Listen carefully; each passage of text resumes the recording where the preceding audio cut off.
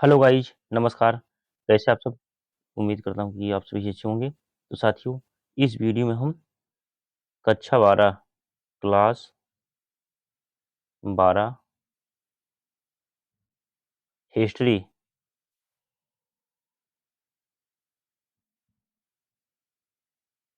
History के part one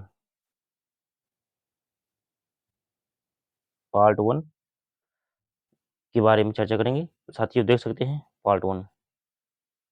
चलो फिर लिख दे रहा हूँ, यहाँ पे लिख दे रहा हूँ पार्ट 1।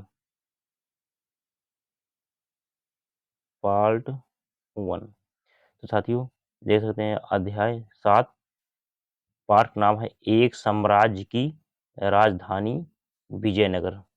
इसके बारे में साथियों हम विस्तार से चर्चा करेंगे। तो प्लीज़ साथियों सभी लोग इस वीडियो में लास्ट तक बने रहें, और जो स्टूडेंट पहली बार जुड़े हैं वे सभी साथी चैनल को सब्सक्राइब करके बेल आइकन घंटी प्रेस कर लेंगे, और इस वीडियो को प्यार दें, ज़्यादा से ज़्यादा लाइक करें, दोस्तों में शेयर करें, क्योंकि इसमें से क्वेश्चन बहुत ज़्यादा एग्जाम पूछे गए हैं और आगे बहुत पूछे जाएंगे। कई बार एक एक क्वेश्चन कई बार पूछे गए हैं। तो साथियों चलो हम शुरू करते हैं। विजयनगर साम्राज्य लगभग 14वीं से 16वीं सदी में एक शक्तिशाली साम्राज्य के तौर पर उभरा। तौर थोड़ा सा साथियों टाइप होने में जो इधर हो गया था, तौर है, तौर पर उभरा। इसे विजयों का शहर कहा जाता था। इसकी विशेषता यहाँ के शक्तिशाली शासक थे जिन्होंने इसे अपने चरमोत्कर्ष तक पहुंचाया। अब विजयनगर, विजय का शहर क्या है? विजयनगर साम्राज्य की स्थापना दो भाइयों हरिहर और बुक्का ने 1336 ईस्वी में की थी। 1336 में की थी। इस साम्राज्य में अलग अलग भाषा बोलने वाले तथा अलग अलग धार्मिक परंपराओं को मानने वाले लोग रहते थे। यह साम्राज्य में उत्तर में कृष्णा नदी से लेकर सुदूर दक्षिण तक फैलता था। 1565 में इस पर आक्रमण किया गया और इसको लूटा गया। 17-18वीं शताब्दी तक यह पूरी तरह से नष्ट हो चुका था। यह फिर से कृष्णा और तुंगभद्रा द्वाब के निवासियों की यादों को जीवित रहा। उन्होंने इसे यह जीवित रहा उन्होंने इसे स्क्रीनशॉट लीजिए साथियों। हम्पी नाम से याद रखा। हम्पी में यहाँ के स्थानीय मातृ देवी पंपा देवी के नाम से आया, क्योंकि इनका पंपा देवी के नाम कई बार पूछा गया एग्जाम में। जब विद्वानों ने इसकी खोज की तो मौखिक परंपरा तथा पुरातात्विक खोज स्थापत्य के नमूने अभिलेख दस्तावेज काफी सहायक सिद्ध हुए। हम्पी की खोज। हम्पी के भग्रावशेष खंडहर 1800 ईस्वी में एक अभियंता तथा पुराविद कर्नल कोलिन मैकेंजी द्वारा प्रकाश में लाए गए। मैकेंजी ईस्ट इंडिया कंपनी में कार्यरत थे। नंबर 1, कालिन कालिन मैकेंजी। कालिंग मैकेंजी का जन्म 1754 ईस्वी में हुआ था। यह एक अभियंता, सर्वेक्षक, मानचित्रकार के रूप में प्रसिद्ध थे। 1815 में उन्हें भारत का पहला सर्वेयर जनरल बनाया गया और 1821 में अपनी मृत्यु तक इस पद पर बने रहे।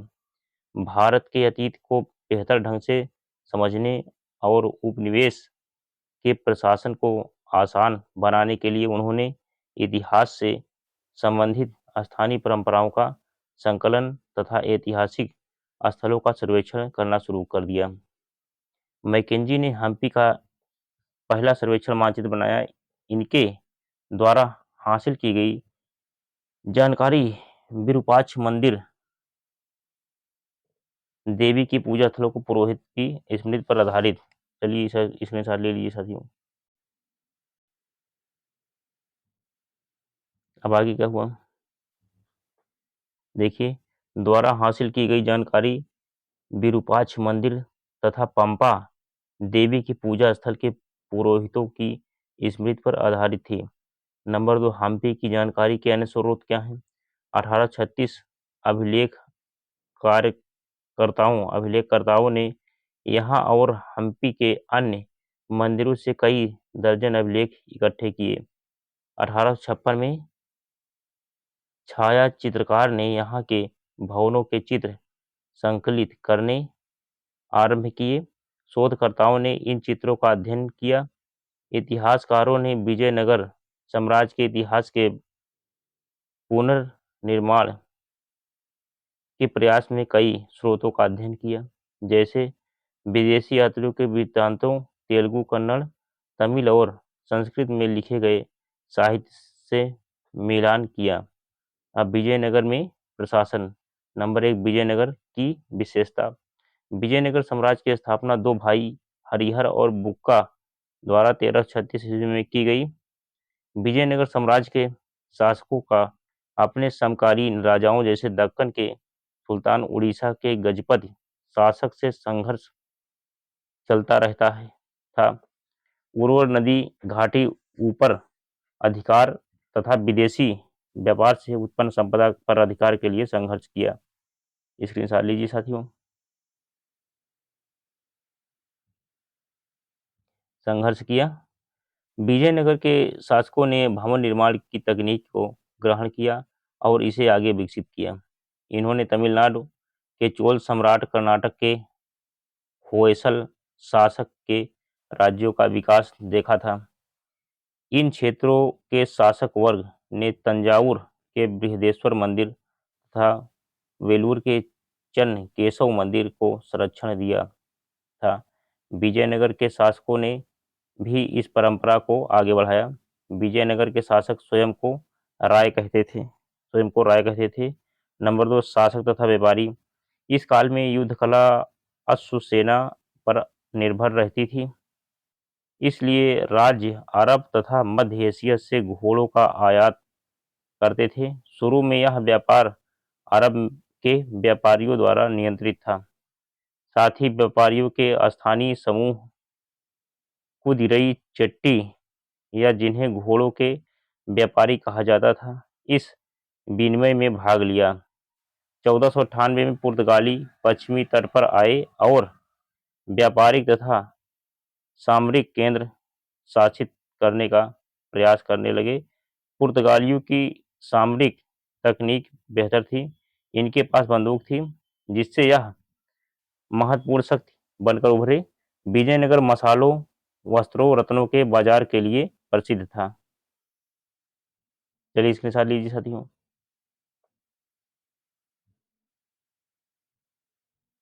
यहाँ की जनता समृद्ध थी। यहाँ की जनता महंगी विदेशी वस्तुओं की मांग करती थी, विशेष रत्नों और आभूषणों की। व्यापार से राजस्व प्राप्त होता था, जो कि राज्य की समृद्धि में महत्वपूर्ण योगदान देता था। नंबर 3, राज्य का चरमोत्कर्ष तथा पतन। राजनीति में सत्ता के दस्तावेजों में शासक वंश के सदस्य और सैनिक कमांडर शामिल थे। विजयनगर साम्राज्य के 4 प्रमुख राजवंशों ने शासन किया। नंबर 1, संगम वंश का शासन। पहले राजवंश संगम आया, उसके बाद फिर सुलू वंश का शासन।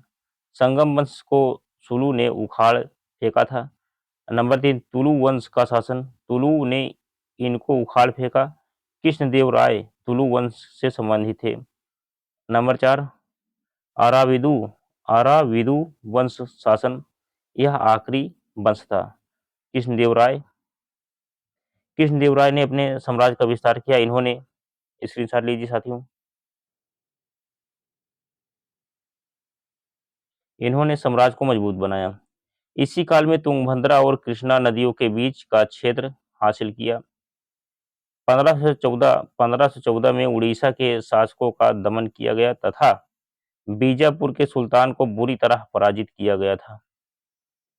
नेक्स्ट है, राज्य हमेशा सामरिक रूप से तैयार रहता था। राज्य अतुलनीय शांति और समृद्धि में फला फूला। कई मंदिरों निर्माण किया गया। दक्षिण भारत के मंदिरों में भव्य गोपुरम को जोड़ने का श्रेय कृष्णदेवराय को ही जाता है। उन्होंने अपने माताजी के नाम पर विजयनगर के पास ही नगलापुरम नामक उपनगर की स्थापना की। कृष्णदेवराय की मृत्यु 1529 में हुई। इसके बाद शासन कमजोर होने लगा। उनके उत्तराधिकारियों को विद्रोही नायकों और सेनापतियों से चुनौती का सामना करना पड़ा था।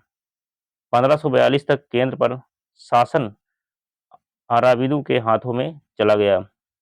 नंबर 4, विजयनगर राज्यकांत। 1565 में विजयनगर की सेना प्रधानमंत्री राम राय के नेतृत्व में राजसी तगड़ी का युद्ध हुआ।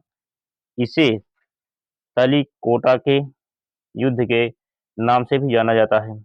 इस युद्ध में बीजापुर, अहमदनगर, गोलकुंडा की संयुक्त। चलिए साथियों स्क्रीनशॉट ले लीजिए। सेना ने विजयनगर पर धावा बोल दिया। इसमें विजयनगर की सेना हार गई। कुछ वर्षों के बाद यह शहर उजड़ने लगा। विजयी सेना ने विजयनगर को खूब लूटा। यह शासनपुर की ओर स्थानांतरित हो गया और अराविदु राजवंश ने पेनकोड़ा से और बाद में चंद्रगिरी से शासन किया। अब आगे क्या हुआ नंबर 5 में सर साथियों। नंबर 5, राय तथा नायक। राय किसे कहते थे? विजयनगर के शासक थे।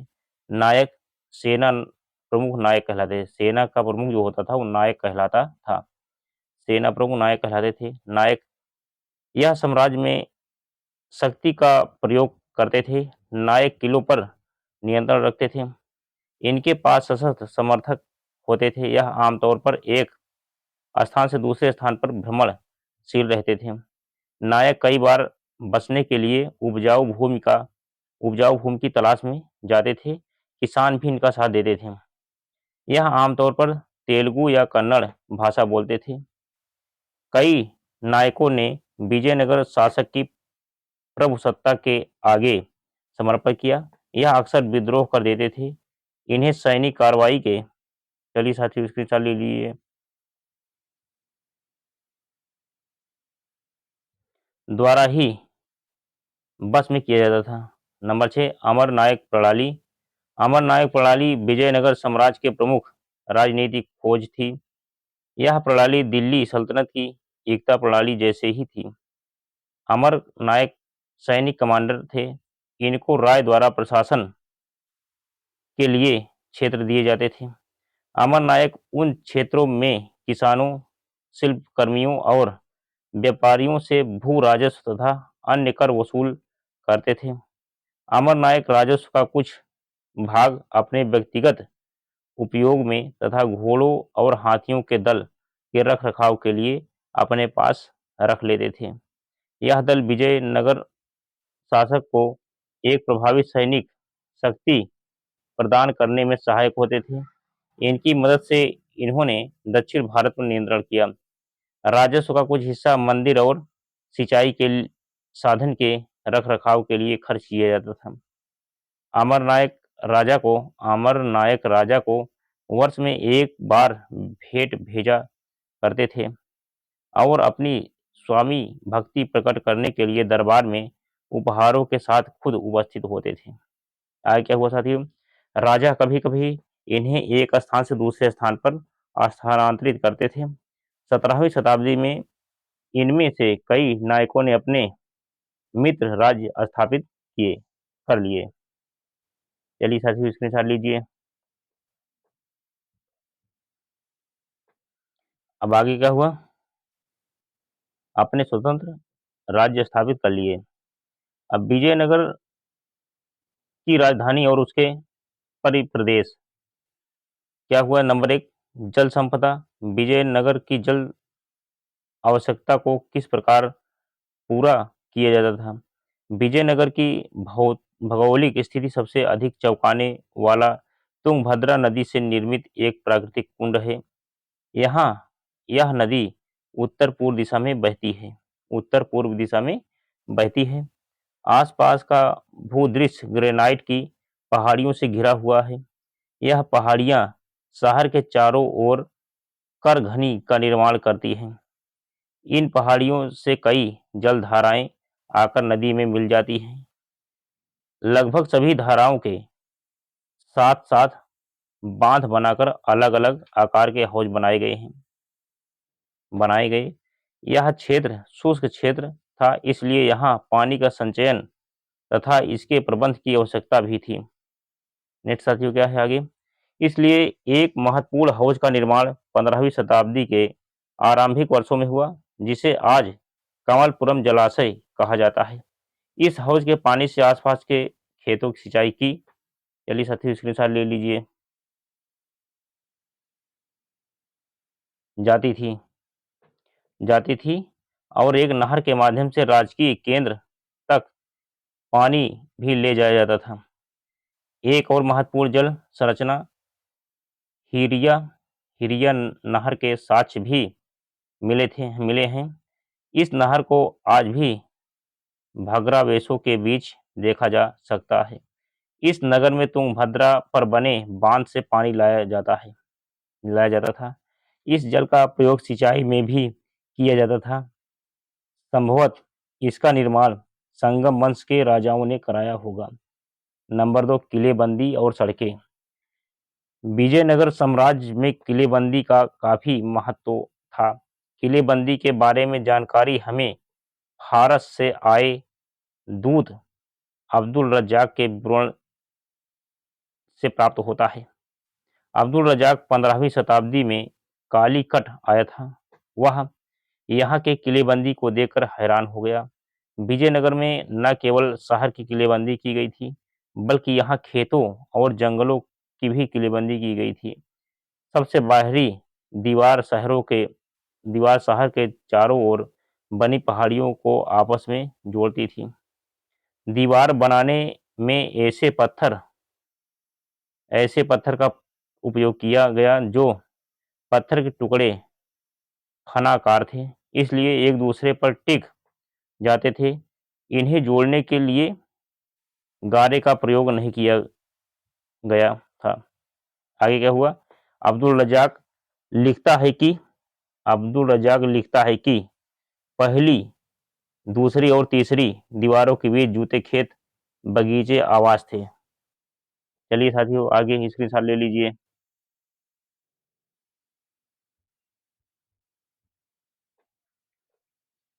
पेश लिखते हैं कि जहां वो धन उगाते थे वहां कई उद्यान था। जल 2 झीलों से लाया जाता था। नंबर 3, खेतों को क्यों किलेबंद किया गया। खेतों को किलेबंद इसलिए किया गया जाता था ताकि शत्रु से अनाज एवं खाद्य सामग्री की रक्षा की जा सके। अन्नागार भी इसलिए बनाए गए थे ताकि लंबे समय तक अनाज खाद्य सामग्री को सुरक्षित रख सके। विजयनगर शासक ने साम्राज्य को तथा कृषि भूभाग को बचाने के लिए अधिक महंगी एवं व्यापारिक नीति अपनाई थी। दूसरी किलेबंदी नगरीय केंद्र के आंतरिक भाग के चारों ओर बनी हुई थी। तीसरी किलेबंदी शासकीय केंद्र को घेरा गया था। दुर्ग में प्रवेश के लिए अच्छी तरह से सुरक्षित प्रवेश द्वार बनाए गए थे। ये प्रवेश द्वार शहर को मुख्य सड़कों से जोड़ते थे। प्रवेश द्वार प्रविष्ट स्थापत्य के नमूने थे। किलेबंद बस्ती में प्रवेश द्वार पर मेहराब और साथ ही द्वार के ऊपर बनी गुंबद तुर्की सुल्तानों द्वारा प्रवर्तित स्थापत्य के तत्व माने जाते थे।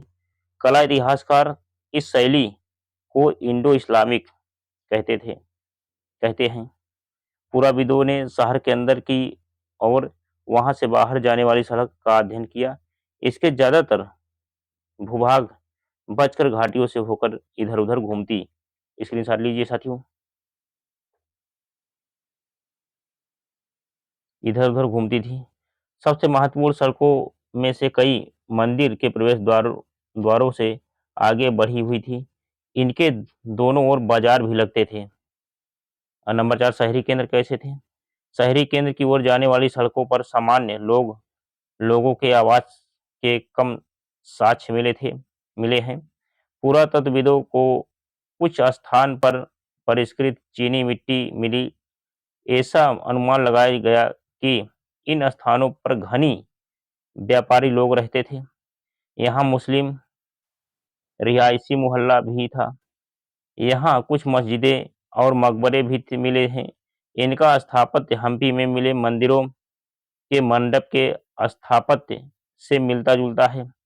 पुर्तगाली यात्री बरबोसा का वर्णन लोगों के अन्य आवास छप्पर के हैं, लेकिन फिर भी सुदृढ़ मजबूत है और व्यवसाय के आधार पर कई खुले स्थान वाली लंबी गलियों में व्यवस्थित है। इन क्षेत्रों के सर्वेक्षण से पता लगा कि इस क्षेत्र में बहुत से पूजा स्थल और छोटे मंदिर थे। यहाँ कई जलाशय भी मिले हैं। राजकीय केंद्र, आगे क्या हुआ साथियों, फिर हम बताते हैं। राजकीय केंद्र, नंबर एक, राजकीय केंद्र की विशेषता। राजकीय केंद्र बस्ती से दक्षिण पश्चिम भाग में स्थित थे। यहाँ 60 से अधिक मंदिर सम्मिलित थे। शासक मंदिर और संप्रदाय को संरक्षण देते थे। लगभग 30 संरचनाओं की पहचान महल के रूप में की गई है। यहाँ काफी बड़ी संरचनाएं हैं जिनका संबंध अनुष्ठानिक कार्यों से नहीं है। कई क्षेत्र कई इस कई क्षेत्र इस क्षेत्र कई कुछ विशिष्ट संरचना का नामकरण भवनों के आकार तथा उनके कार्यों के आधार पर किया गया था।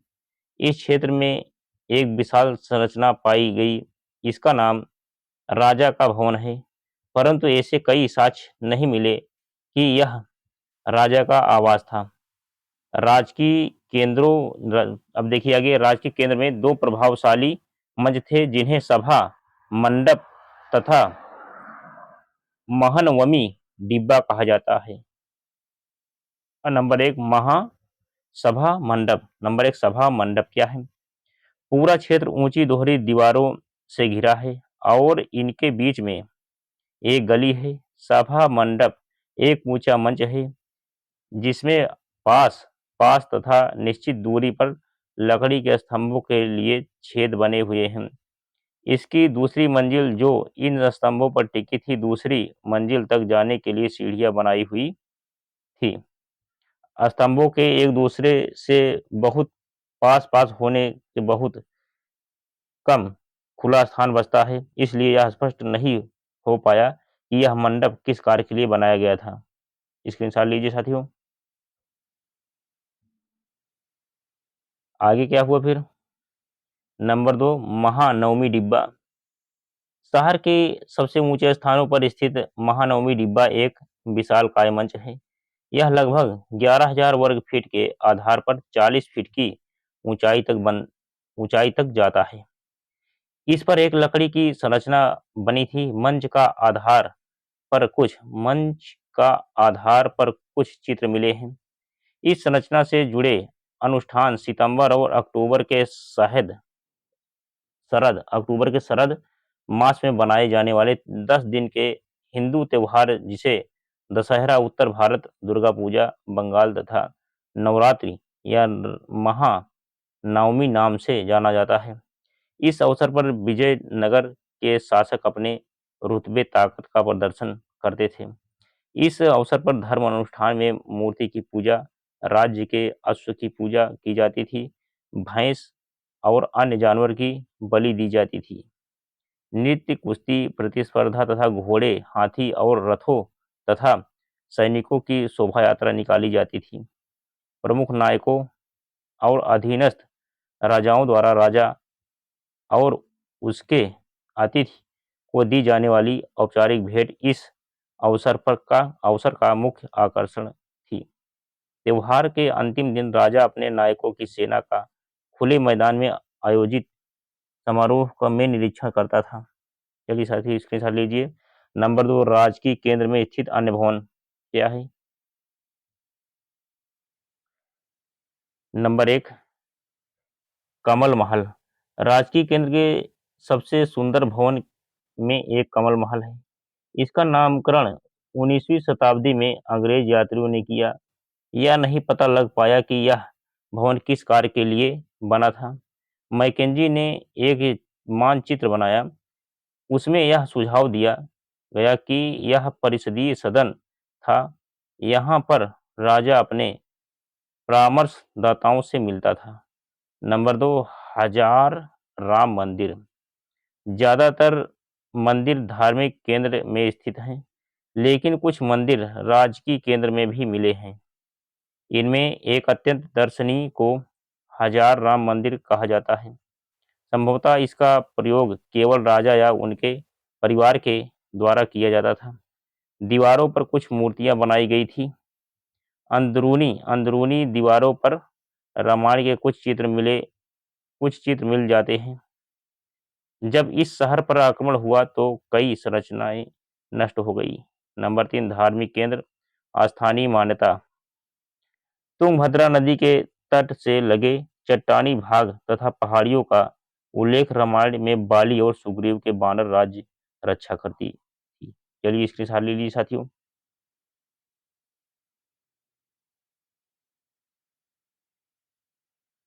तुंगभद्रा नदी के तट से लगे चट्टानी भाग तथा पहाड़ियों का उल्लेख रामायण में बाली और सुग्रीव के वानर राज्य की रक्षा करती थी। मातृ देवी पंपा देवी ने इन पहाड़ियों में भगवान विरूपाक्ष से विवाह के लिए तपस्या की थी। विरूपाक्ष राज्य के संरक्षक देवता एवं शिव का ही रूप माने जाते हैं। आज भी यह विवाह विरूपाक्ष मंदिर में हर साल धूमधाम से आयोजित किया जाता है। इन पहाड़ियों में विजयनगर साम्राज्य से पहले के जैन मंदिर भी मिले हैं। नंबर 2, धार्मिक मान्यताएं। यह क्षेत्र कई धार्मिक मान्यताओं से संबंधित है। क्षेत्र में मंदिर निर्माण का एक लंबा इतिहास रहा है। पल्लव शासक, चालुक्य शासक, होयसाल तथा चोल वंश तक के शासकों ने मंदिर के निर्माण कराए हैं। आमतौर पर शासक अपने आप को ईश्वर से जोड़ने के लिए मंदिर निर्माण को प्रोत्साहन देते थे। मंदिर शिक्षा के केंद्रों के रूप में कार्य करते थे। शासन तथा अन्य लोग मंदिर के रखरखाव के लिए भूमि तथा संपत्ति दान में देते थे। विजयनगर के शासक विरूपाक्ष भगवान की ओर से शासन करने का दावा करते थे। सभी राजकीय आदेशों पर कन्नड़ में श्री विरूपाक्ष शब्द अंकित होता था। विजयनगर साम्राज्य ने पूर्वकालिक परंपराओं को तथा उसके नवीनता के लाए उन्हें आगे विकसित किया, परंपराओं को आगे बढ़ाया। चलिए चलिए यहाँ पे है। परंपराओं को अपनाया तथा उसमें कुछ नवीनता भी लाए और उन्हें आगे विकसित किया। नंबर 4, गोपुरम और मंडप। गोपुरम बहुत ऊंचे होते थे। गोपुरम मंदिर के प्रवेश द्वार थे। गोपुरम लंबी दूरी से ही मंदिर होने का संकेत देते थे। केंद्रीय देवालय की मीनार इनके सामने छोटी थी। इससे शासक की ताकत का पता लगता है कि शासक ने इतनी ऊंची मीनार के निर्माण के लिए आवश्यक साधन, तकनीक और कौशल जुटाया है। अन्य विशिष्ट स्थापत्य के नमूने मंडप तथा लंबे स्तंभ वाले गलियारे थे, जो अक्सर मंदिर परिसर में स्थित देव स्थलों के चारों ओर बने थे। नंबर 5, महत्वपूर्ण मंदिर। नंबर 1, विरूपाक्ष। विरूपाक्ष मंदिर का निर्माण कई शताब्दियों में हुआ था। बताइए इतनी शताब्दी, शताब्दी का मतलब 100 साल होता है, एक शताब्दी का मतलब 100 वर्ष, कई शताब्दी में हुआ था। विजयनगर साम्राज्य की स्थापना के बाद इससे अधिक बड़ा किया गया। मुख्य मंदिर के सामने बना मंडप कृष्णदेवराय ने अपने राज्यारोहण के उपलक्ष्य में बनवाया था। पूर्वी गोपुरम के निर्माण का श्रेय श्री कृष्णदेवराय को ही जाता है। केंद्रीय देवालय पूरे परिसर के एक छोटे भाग तक सीमित। चलिए साथियों इसके साथ ले लीजिए।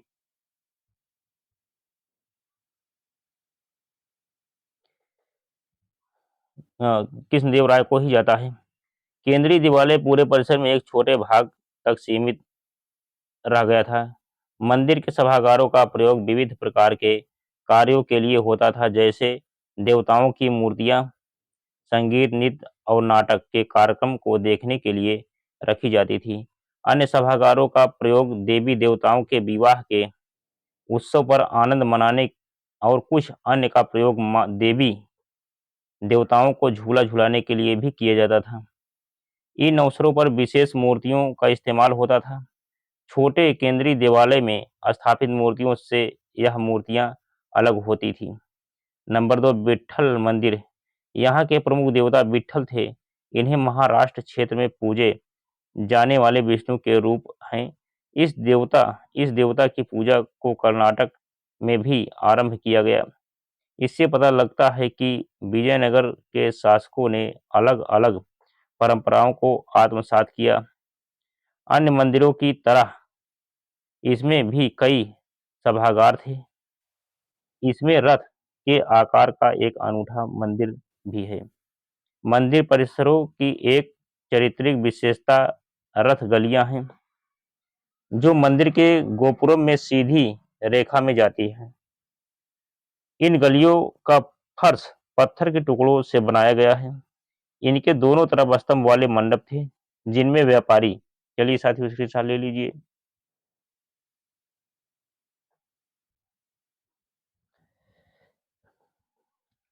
जिनमें व्यापारी अपनी दुकानें लगाया करते थे। महलों, मंदिरों तथा बाजारों का अंकन। 20वीं शताब्दी में इस स्थान का संरक्षण भारतीय पुरातत्व सर्वेक्षण तथा कर्नाटक पुरातात्विक एवं संग्रहालय विभाग द्वारा किया गया। 1976 में हम्पी को राष्ट्रीय महत्व के स्थल के रूप में मान्यता मिली। 1980 के दशक के आरंभ में अलग-अलग प्रकार के अभिलेखन प्रयोग से सर्वेक्षण के माध्यम से विजयनगर से मिले अवशेषों का सूक्ष्म अध्ययन की महत्वपूर्ण योजना शुरू की गई। लगभग 20 साल के काल में पूरी दुनिया के दर्जनों विद्वानों ने इस जानकारी को इकट्ठा किया और संरक्षित करने का कार्य किया। मानचित्र निर्माण इसका पहला चरण था। पूरे क्षेत्र को 25 वर्गाकार भागों में बांटा गया। हर वर्ग को वर्णमाला के एक अक्षर का नाम दिया गया। फिर छोटे वर्गों को दोबारा और भी छोटे समूह में बांटा गया। आगे फिर छोटे वर्गों को और छोटी इकाइयों में बांटा गया। यह गहन सर्वेक्षण बहुत मेहनत से किए गए और हजारों संरचनाओं के अंशों, छोटे देवस्थल और आवासों से लेकर बड़े बड़े मंदिरों तक को पुनः उजागर किया गया। जाम एन फ्रीटस, जॉर्ज मिशेल तथा एमएस, चलिए स्क्रीनशॉट ले लीजिए साथियों,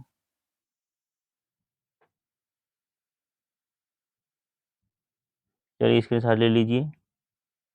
एस जॉर्ज राव, जिन्होंने इस स्थान पर वर्षों तक कार्य किया, ने जो, चलिए बाकी स्क्रीनशॉट ले लीजिए। अब क्या है, 1980 के दशक के आरंभ में अलग-अलग प्रकार के अभिलेखन प्रयोग से सर्वेक्षणों के माध्यम से विजयनगर में मिले अवशेषों को सूक्ष्म अध्ययन की महत्वपूर्ण योजना शुरू की गई। लगभग 20 साल के काल में पूरी दुनिया के दर्जनों विद्वानों ने इस जानकारी को इकट्ठा किया और संरक्षित करने का कार्य किया। मानचित्र निर्माण इसका पहला चरण था। पूरे क्षेत्र को 25 वर्गाकार भागों में बांटा गया। हर वर्ग को वर्णमाला के एक अक्षर का नाम दिया गया।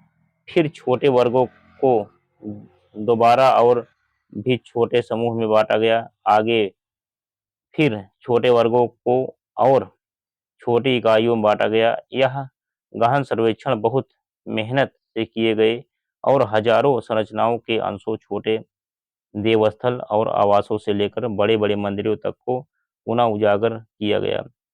जॉन एम फ्रीटस, जॉर्ज मिशेल तथा एम एस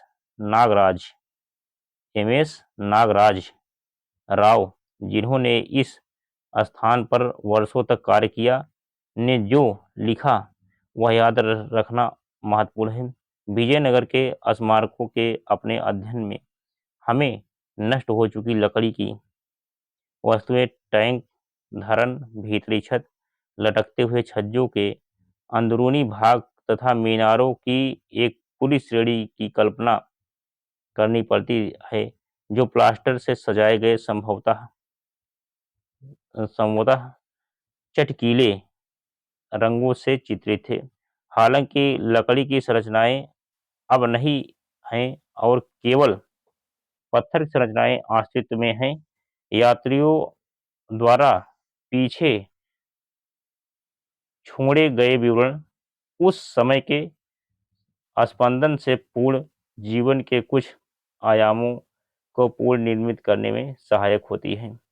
तो साथियों, इसी के साथ ये 7 पार्ट यानी 7 अध्याय हिस्ट्री पूरी हुई।